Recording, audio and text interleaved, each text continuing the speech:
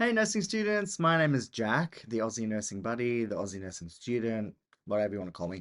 So, for those who don't know me, my name is Jack. I am now a registered nurse, um, and also concurrent registration as an enrolled nurse. I've been an enrolled nurse for 4 years, so a graduate registered nurse.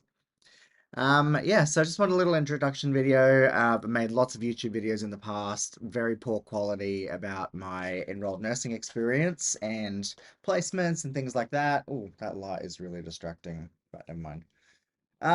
So yeah, I just finished my degree, and I graduate next year. It's currently the 26th of December. But yeah, I just wanted to make a little video introduction, answer some questions about enrolled nursing, registered nursing in Australia. I live in Queensland. So firstly, I just wanted to talk a little bit about the difference of enrolled nurses versus registered nurses in Australia. And this also probably depends on state as well, where you work. So so I'm still an enrolled nurse and registered nurse. I did my diploma of nursing through TAFE Queensland.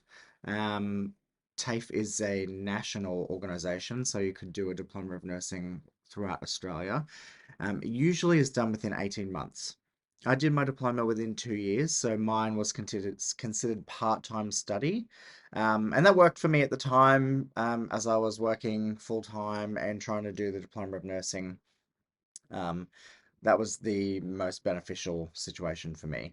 So I did it over 2 years, which was good. So that required 1 day a week in the classroom, and my drive was an hour and 40 minutes every week. So that worked for me. Um, and people sometimes ask, and a common thing is, why didn't you do registered nursing first? Why didn't you go into the degree? And considering I did my ENs part-time and it was 2 years, I could have done the degree within three. But if I was doing it part-time like I was to the ENs, it would have taken me about 6 years to do the registered nursing degree. So I did my diploma and I did my bachelor's degree within 3 years. So that was part-time for an enrolled nurse to do the bachelor's degree. So all up, it took me 5.7 years in study. So in that time though, I got 4 years worth of enrolled nurse experience, 4 years worth of nursing experience. So if I'd done my degree over 6 years, I wouldn't have had any registered clinician experience in that time. So getting into the workforce was very important for me as a nurse to start learning those skills. Um, and in Australia now, the enrolled nurse scope can be quite large depending on where you work. It really depends on the facility you work for and the state. Obviously, there's laws and things that we abide by and regulations, but enrolled nurses' scope of practice is obviously determined by your level of education, competence, and competencies in the workplace and whatever is allowed in your workplace, basically. So the real difference between registered nurse and enrolled nurse. So registered nurse is a 3 year degree, depending on where you go. Mine took me 3 years, even though I could have done it in two as an enrolled nurse. Um, this is kind of the baseline clinician in Australia.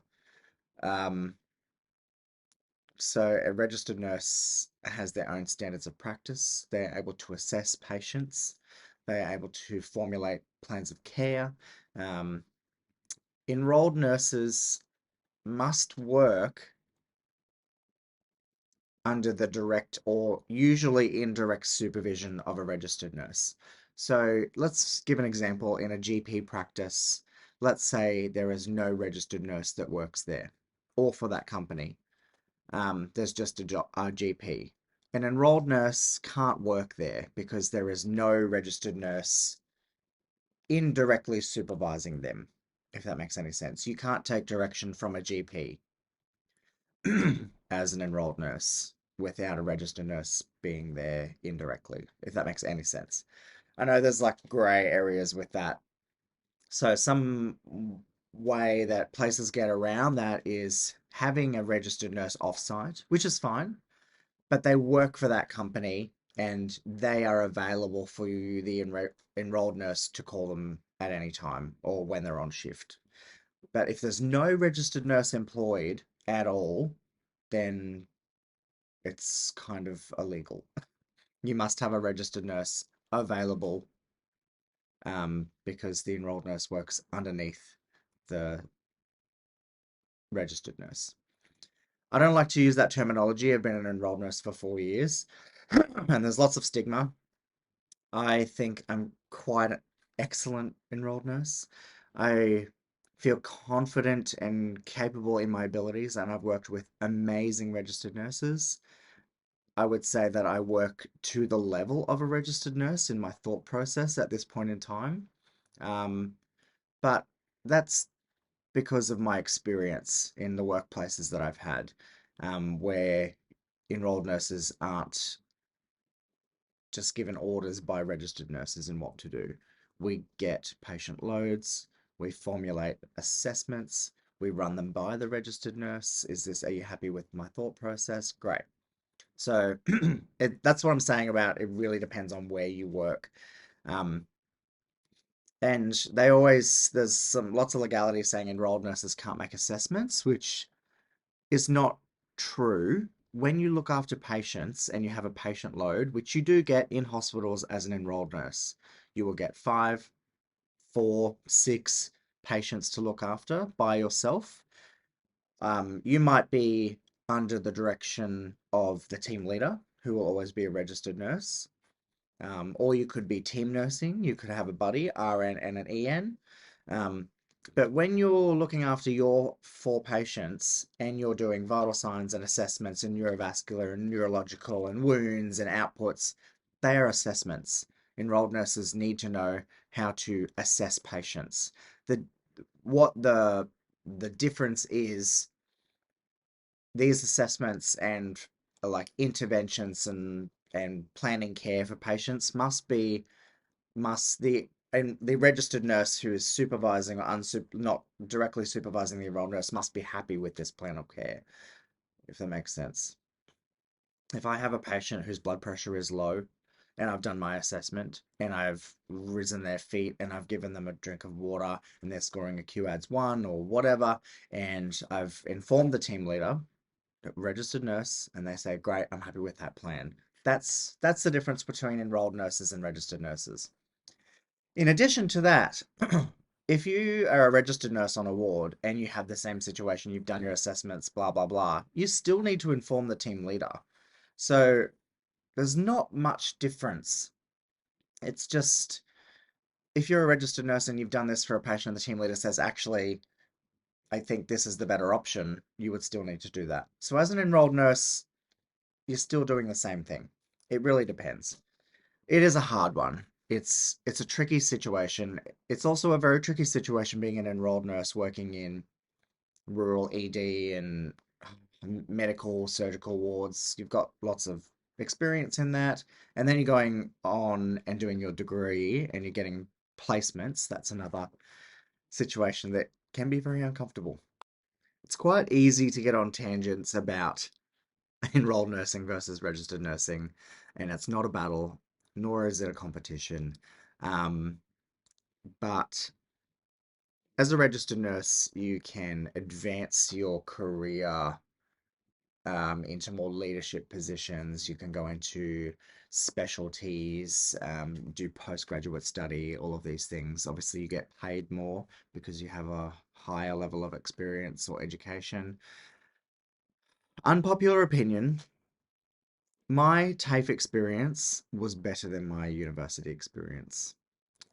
All of the skills, vital signs, assessments, neurological, neurovascular, drains, ABCD assessments, I learnt at TAFE in my diploma of nursing. It's very vocational, it's very hands-on, um, and university did not do that for me. I did do my degree online, and only spent 2 days really a semester in residential school, which is not enough.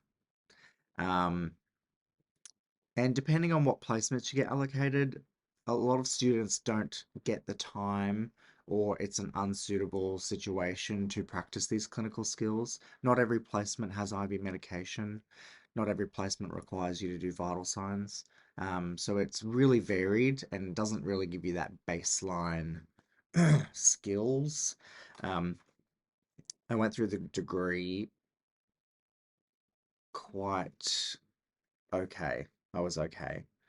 Obviously, there was knowledge gaps and things you can always learn, but I didn't feel like it was an enrolled nurse versus registered nurse a thing of knowledge, if that makes any sense. I feel like my learning curve will be now as a registered nurse starting a graduate program in January. I think that's when my learning will really start. Um, I did an agency shift as an RN in an emergency department in Brisbane, my second ever shift, and it was okay. All the skills that I'd learned as an enrolled nurse had me set up for success. I could do an ECG, I could telemetry, I give oral meds, IV meds, take someone to the toilet. It's all very much similar. So they didn't know that I'd only done 2 RN shifts ever. Um, but that's because of my experience as an enrolled nurse. So it's very interesting. It really comes down to your personal situation, whether you choose enrolled nursing versus registered nursing or both. Like me, I have a lot of friends and know a lot of people who started their enrolled nursing and then did their registered nursing. It is expensive. You have to do 450 hours as an enrolled nurse student and over like 800. I did 760 as a registered nurse student. That is a lot of unpaid work experience that you have to do. It's all unpaid. You don't get funded for it. Hopefully that changes in the future, but that's just what it is at this point in time. To get it done, that's what you have to do. So a lot of times you have to work at the same time, or you have to live at home, or have a partner who can support you during those times. That's not something that everybody has. People have children, people have things. The only advice I would give is if it's something you want to do, you will find a way to do it. Um, Doing it part time and doing it slow is okay. It takes the big stresses out of it. If you do 1, 2 subjects a semester, it's much more manageable than trying to do it full time, juggle work, juggle children, or whatever you're trying to do. Do it part time. Like I said, my TAFE and my degree all up took me 5.7 years. That's a long time of study. That's a lot of nursing study.